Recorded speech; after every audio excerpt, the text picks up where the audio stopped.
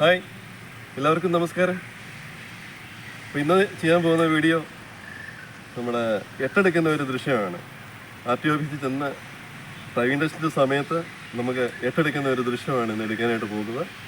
അപ്പോൾ ആ ഒരു എട്ടെടുക്കാനായിട്ട് ദിയ എന്ന കുട്ടിയെയാണ് ഇവിടെ ക്ഷണിക്കുന്നത്. അപ്പോൾ ദിയ എട്ടെടുക്കാൻ പഠിച്ചോ? അപ്പം എത്ര മണിക്കൂറോളം? 6 മണിക്കൂർ. ഓക്കെ. അപ്പം എട്ട് വൃത്തിയായിട്ട് എടുക്കാൻ സാധിക്കുമോ? എടുത്ത് നോക്കാം. ഓക്കെ. അപ്പോൾ കാലവൃത്തത്തില്ലാതെ എന്ന് പ്രതീക്ഷിക്കുന്നു. അപ്പം ഹെൽമെറ്റൊക്കെ വെച്ച് വേണം ഓടിക്കാനായിട്ട്. ബട്ട് ഡ്രൈവിംഗ് ടെസ്റ്റിൻ്റെ സമയത്ത് എട്ടെടുക്കുന്ന സമയത്ത് ഹെൽമെറ്റ് വെച്ച് വേണം ഓടിക്കാനായിട്ട്. അപ്പോൾ ഒന്ന് നോക്കാം. അപ്പോൾ ദിയ എട്ടെടുക്കുന്ന ദൃശ്യമാണ് ഇവിടെ കാണാൻ പോകുന്നത്. അപ്പോൾ നമുക്ക് നോക്കാം. ഓക്കെ.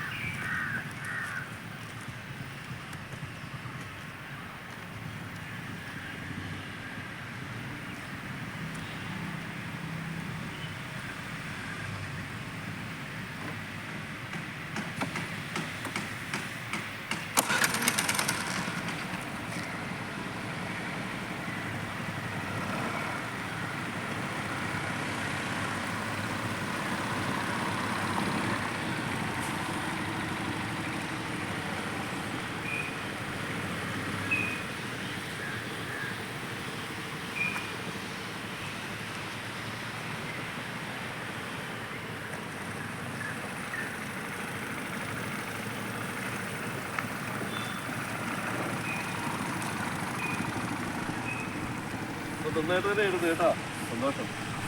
അപ്പം ടെസ്റ്റിൻ്റെ സമയത്ത് ഇങ്ങനെ തന്നെ എടുക്കും. ഇത് ഈ എട്ടെടുക്കാനായിട്ടുള്ള എളുപ്പമുള്ള കാര്യം എങ്ങനെയാണ് എടുക്കുന്നത്? എങ്ങനെയാണ് ഇത് ഈസിയായിട്ട് എടുക്കാനായിട്ട് സാധിച്ചത് എന്ന് പറയാമോ?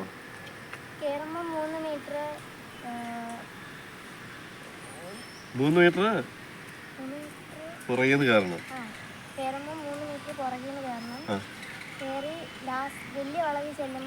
അതായത് ഔട്ടർ കമ്പിയോടെ